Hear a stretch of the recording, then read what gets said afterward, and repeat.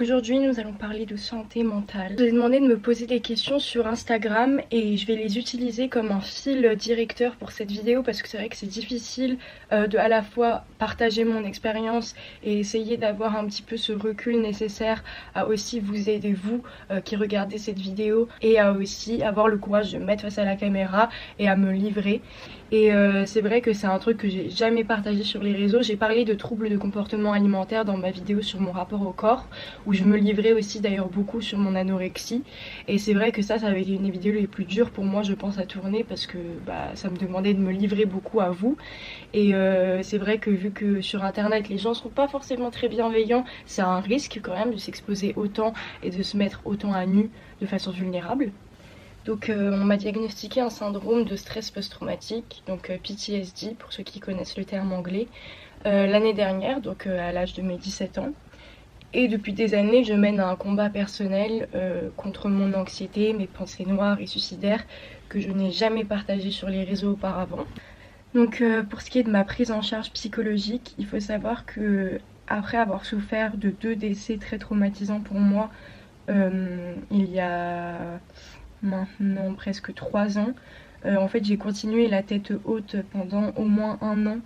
Donc à aller à l'école, j'ai pas raté un seul jour d'école, j'étais en fait en train de mener un peu une double vie où étant donné que moi je vis avec ma mère seule, peut-être que d'ailleurs je ferai une vidéo sur la monoparentalité parce que ça peut être intéressant et en aider plus d'un je pense.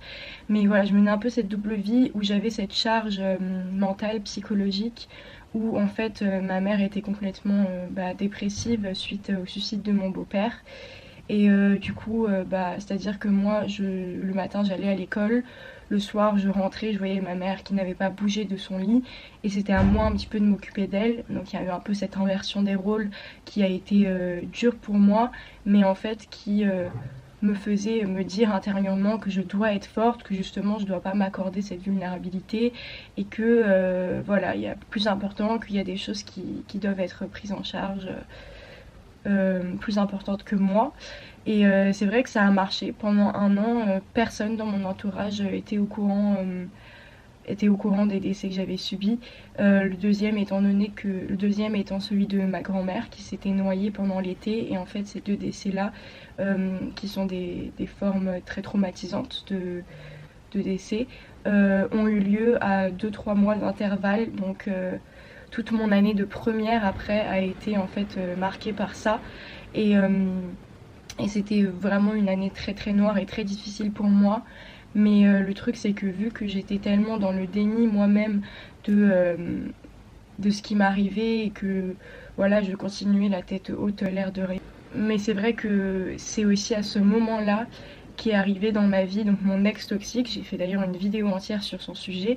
Et c'est vrai que c'est d'ailleurs cette situation, donc cette position de faiblesse, même si je la cachais, j'essaie de la masquer au maximum, qui a permis à cette relation toxique d'arriver dans ma vie, de prendre de l'ampleur, et à cette personne absolument abusive, violente, bref, tout ça, d'avoir autant d'emprise sur moi et de me faire autant souffrir.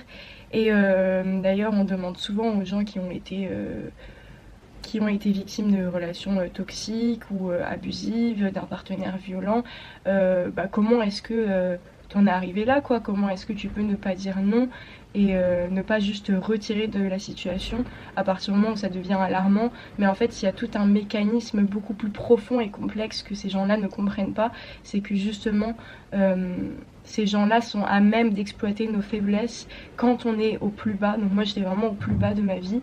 Et ensuite, on devient dépendant de ces personnes-là.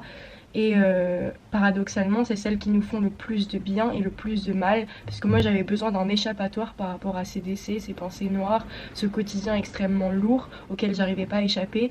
Et cette notion de légèreté, d'amour, parce que les premiers mois étaient idylliques, comme la plupart des relations toxiques, c'est ce que je l'avais expliqué, m'avait procuré ça. En fait, c'était un tel contraste que je me suis accrochée au maximum à ça. Et voilà. Mais en fait, il faut savoir que c'est à double tranchant parce que forcément, quand cette relation s'est finie, donc en terminale, tout début terminale, j'y ai mis fin. et bah c'est là qu'en fait tout m'est retombé dessus. Toute cette année de déni de mon propre mal-être, toute cette année de souffrance cachée où j'étais totalement isolée de mes proches, parce que c'est aussi ça qu'une personne abusive et violente vous fait subir, c'est un isolement total. Bah tout ça je l'ai ressenti en décalé, et il faut savoir que moi j'ai enchaîné les relations amoureuses, qui est quelque chose qu'il ne faut pas faire. Voilà, il vaut mieux prendre un temps pour soi-même, que ce soit une relation toxique ou saine, hein, il vaut mieux prendre un temps pour soi-même après une rupture et souffler un bon coup et essayer d'avoir un petit peu ce recul là nécessaire quoi. Et c'est vrai que je l'ai pas fait du tout.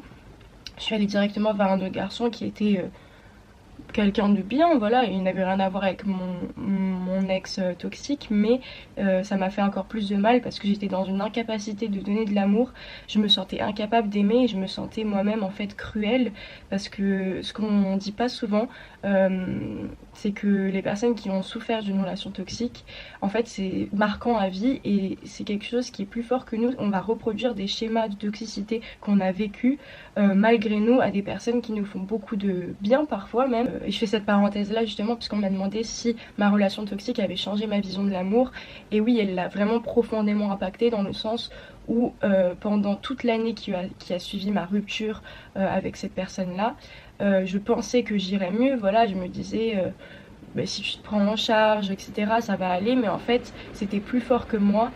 J'arrivais pas à aimer, j'arrivais plus du tout, j'étais incapable, et en plus de ça je faisais subir voilà ces schémas un petit peu de toxicité que je reproduisais malgré moi, et c'était extrêmement douloureux de voir que voilà j'avais un petit peu ces séquelles psychologiques, et que ça a impacté non seulement moi-même mais aussi énormément mon entourage, et notamment là la personne dans laquelle j'étais dans une relation amoureuse.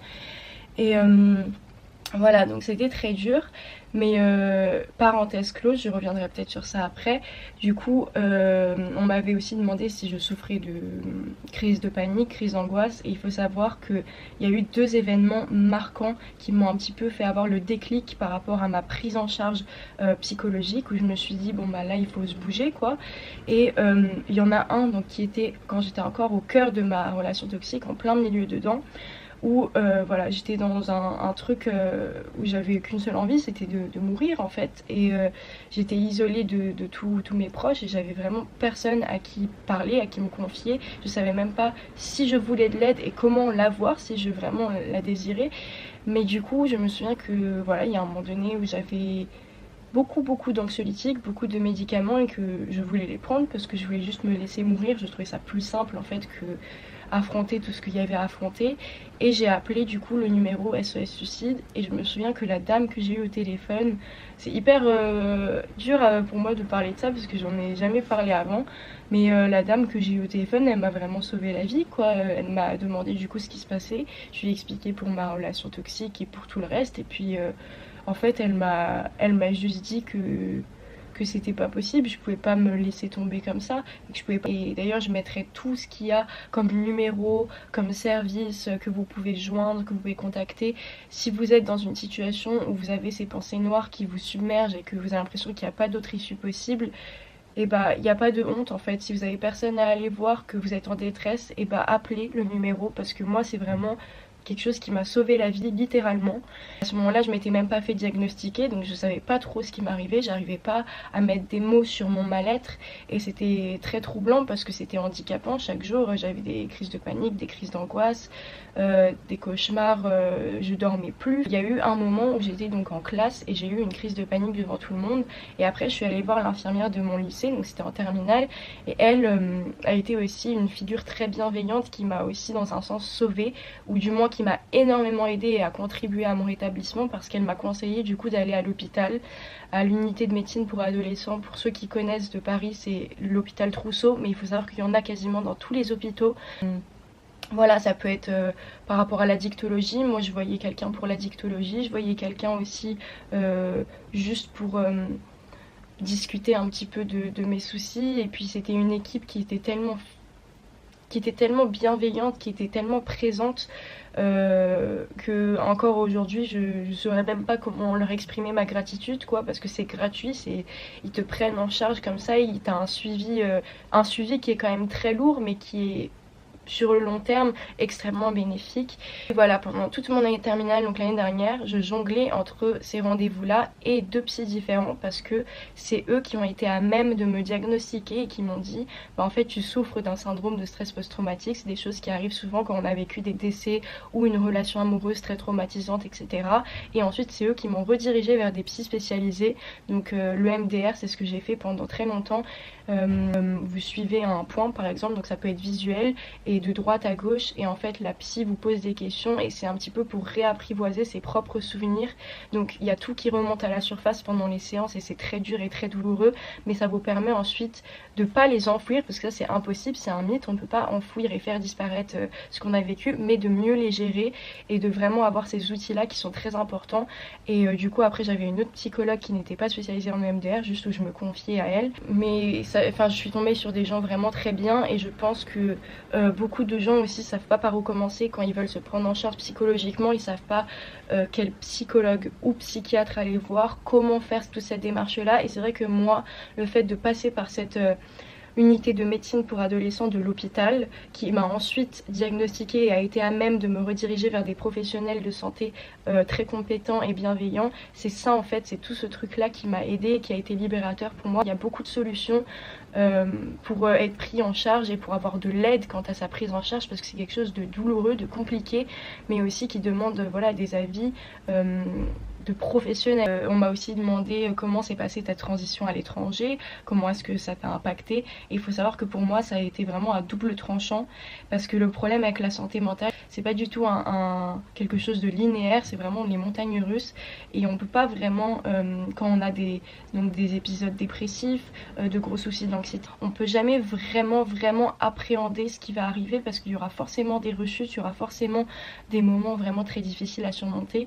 Et moi j'avais l'impression en fait que tout le travail que j'avais fourni pour moi-même allait m'aider et que j'allais vraiment m'en sortir à l'étranger. Je me sentais, on va dire entre guillemets, prête, mais c'est avéré que quand je suis partie, cette distance en fait géographique avec donc tous mes proches, donc tous mes amis, ma mère, mais aussi tous ces gens, tous ces professionnels de santé qui m'avaient accompagnée, a été beaucoup plus difficile que prévu. De janvier à maintenant, j'ai lutté vachement contre mes traumas qui remontaient à la surface, et aussi au fait de me suffire à moi-même, parce qu'il y a beaucoup de gens qui m'ont posé la question comment se suffire à soi-même, et c'est une question à laquelle moi-même j'ai énormément de mal à répondre, alors que j'essaie de faire le plus de choses possible pour être indépendante. C'est extrêmement dur pour moi de ne pas retomber dans des schémas de dépendance amoureuse, de dépendance affective, et en fait ça aussi, l'aspect relationnel il est à double tranchant, soit c'est qui tout double, soit les gens vont vous apporter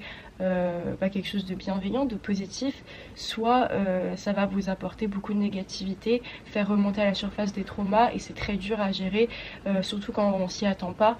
Et moi là j'étais pleine d'ambition, je suis partie comme ça vachement sûre de moi, et au final j'ai eu un épisode tellement dur où j'ai eu des pensées suicidaires aussi très conséquentes, que j'ai dû rentrer en France pendant pas mal de temps, alors même que j'avais cours à l'étranger en Angleterre, mais j'ai dû prendre ce temps-là pour moi-même.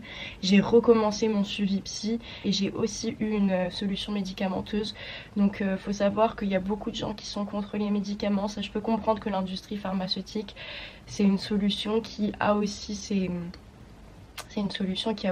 défauts. J'ai pris des anxiolytiques et des somnifères parce que j'étais dans un rythme de vie où je dormais plus en fait. Je dormais plus du tout. J'étais déréglée totalement, et je faisais rien, j'arrivais plus à rien.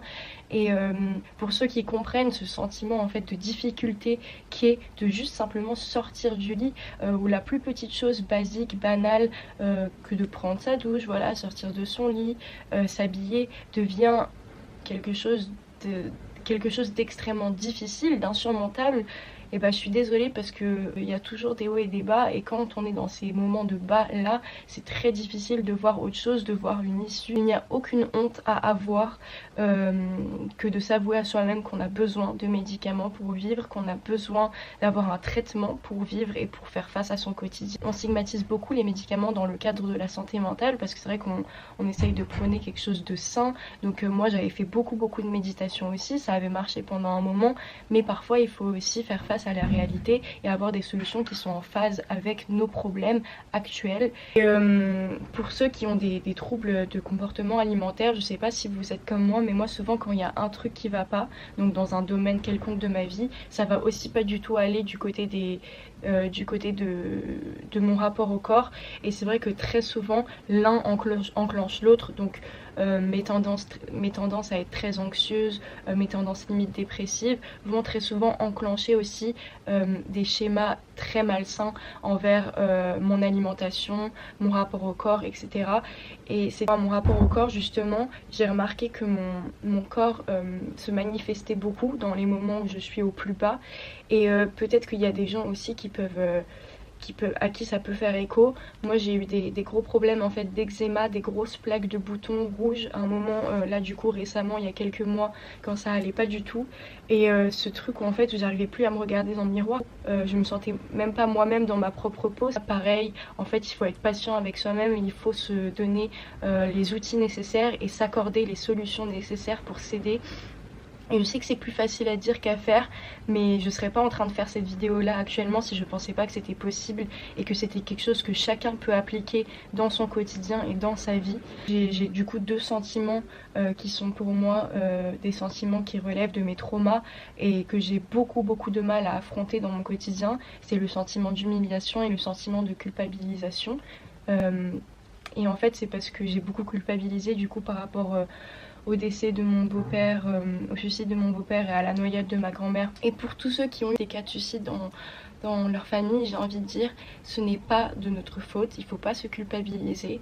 Il y a toute une réaction naturelle et dévastatrice en fait qui vient avec le fait de penser ça et de se sentir accaparé par la culpabilité, mais c'est aussi important de considérer toute la solution qu'il y a qui vient avec ce problème.